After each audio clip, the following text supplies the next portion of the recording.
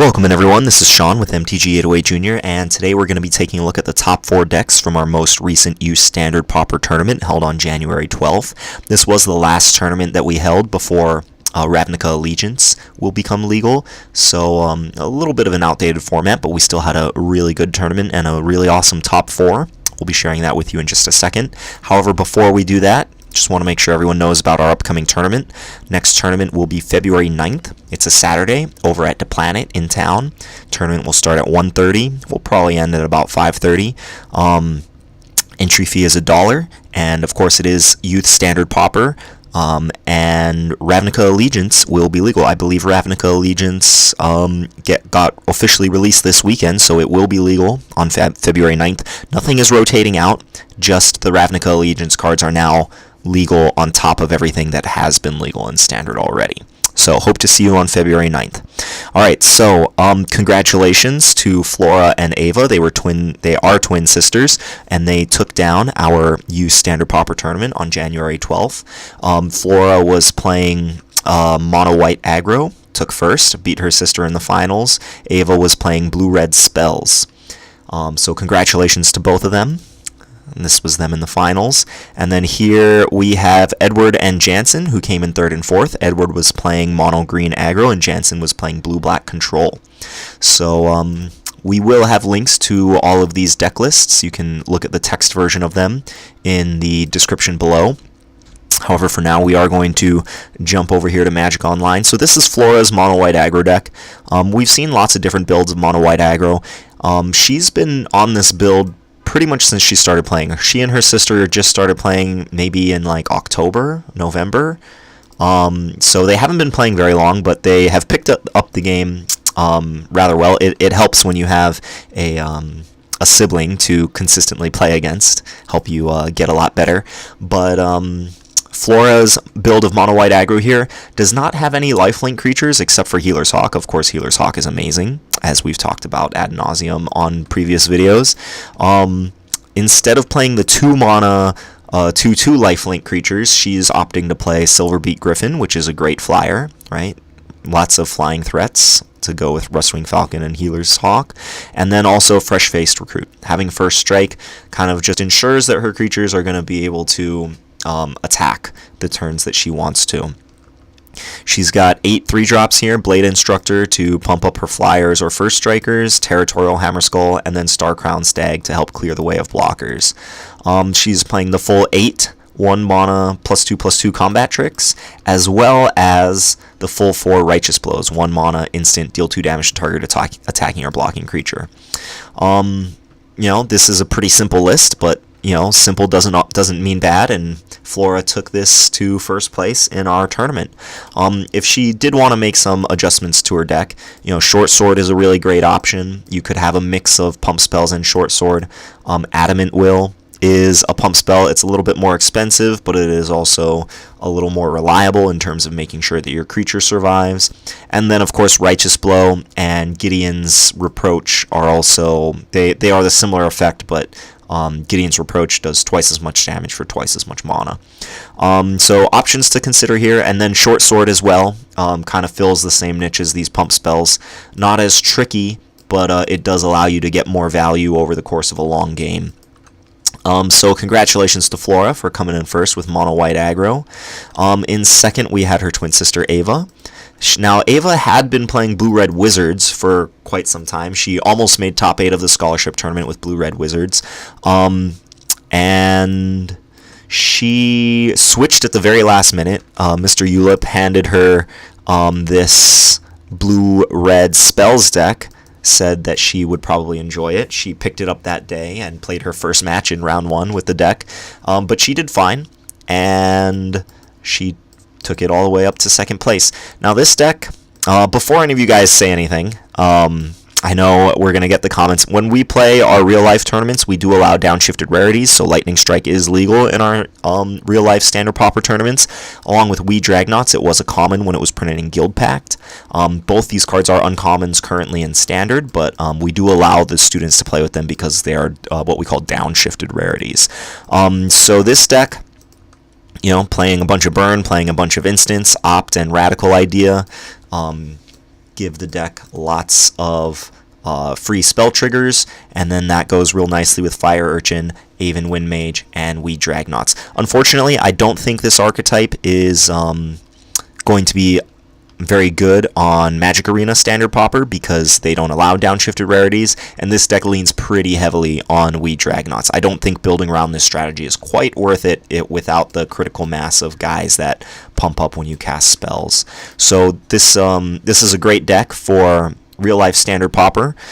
It does struggle to play from behind a little bit, right? If you don't draw your creatures early enough in the game, you have a little bit of spot removal to not get run over by the aggro decks, but you know, if you're having to spend your spells, right, spinning your wheels trying to dig for creatures or playing defense, it's going to be really hard for you to set up a game-winning attack, and then the deck plays a lot worse on defense than it does on offense, specifically because Maximize Altitude and Maximize Velocity are great when you are attacking and you have tempo, but when you're on your back foot, both these cards are pretty terrible, being sorceries.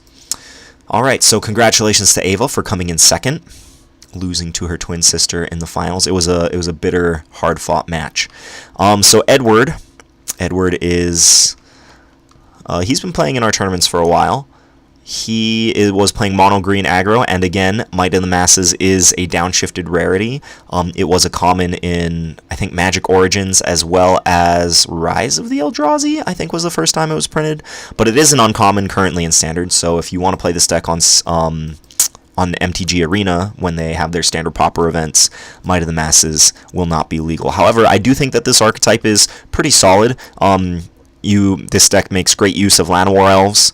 It's got Jungle Delver is a really good late game mana sink if you get a little bit flooded, and then Titanic Growth and Might of the Masses give you a bunch of punch to help make sure your creatures are winning combat.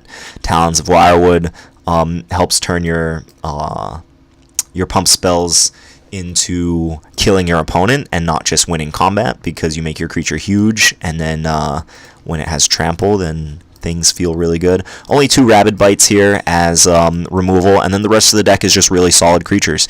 Deeproot Warrior, there are not a lot of 2-drops that can block this in the format, and then Gilt Grove Stalker also runs past a lot of the 2-drops in the format. So both these cards are pretty good at being aggressive.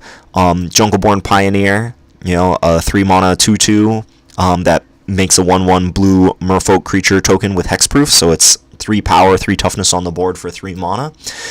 Same thing with Yavimaya Shepherd. And then, of course, Jade Guardian does have hexproof, which gives you game against the control decks. If you want to put a Talons of Wirewood on it and start pumping it up, you don't have to be afraid of some removal spells. So, you know, this is just a solid green deck full of good aggressive creatures. Most of the creatures are Merfolk. But the only real Merfolk synergy here is Jade Guardian, and most of the time he ends up putting the counter on himself anyway. Jade Bearer would be a consideration in this deck. I don't know if it's worth it. And then in the sideboard, Edward's got... I saw him use his sideboard a bunch of times. He brings in Daggertooth against the other aggro decks, Basilisk against decks with lots of blockers, Sapling Migration comes in against control, and then, of course, more removal. Plummet is situational, and so is Naturalize. So, congratulations to Edward for coming in 3rd place. I believe he lost to Ava. He lost to the Spells deck. And then here, last but not least, we have Janssen playing Blue-Black Control, a deck after my own heart. Again, Gravedigger and Murder are in his deck because they are downshifted rarities, right? Gravedigger was a common infinite times before, and Murder was a common many, many times in the past as well. So Janssen here is playing a whole bunch of cheap removal, Fungal Infection and Deadweight. His only early creature is Omen Speaker, which makes me think that Severed Strands is not the greatest card for him to have.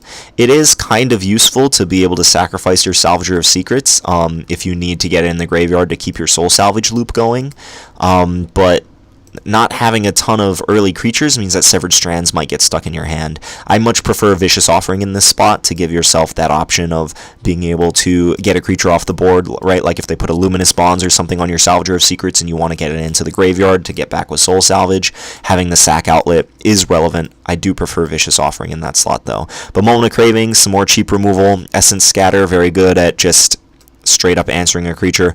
Blink of an Eye, very flexible. Not very powerful, kind of slow if you want to get the card advantage off of it, but it is very flexible. Of course, the Soul Salvage Salvager of Secrets loop, made even spicier with Gravedigger, right? Get back Gravedigger with Soul Salvage, and then you just keep the loop going. He has Cold Water Snapper as his 6-drop of choice.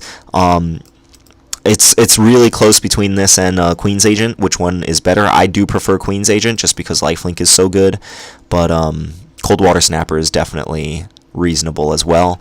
Of course, Murder to finish off the removal suite. Omen Speaker smooths out early draws, comes down early as a blocker. 1 cancel in the main deck just to give the deck a little more counter magic, and then 3 card draw spells.